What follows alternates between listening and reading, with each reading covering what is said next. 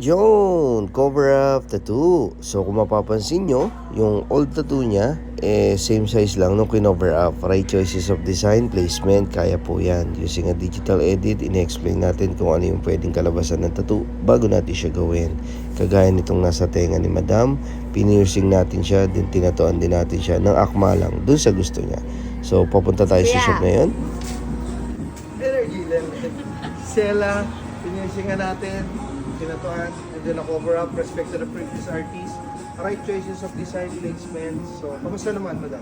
Good naman. Walang sakit. Miski sa piercing. Kaya kahit sa may pwede. Yes, so kaya Recommended. sabay.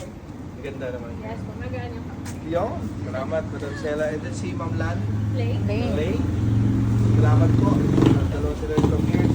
Hopefully, natulong man soon. Thank you, madam. Thank you. Salamat po. Happy Wednesday grind sa lahat ng gusto magpatattoo. See you sa shop. Thank you Lord, and who's next?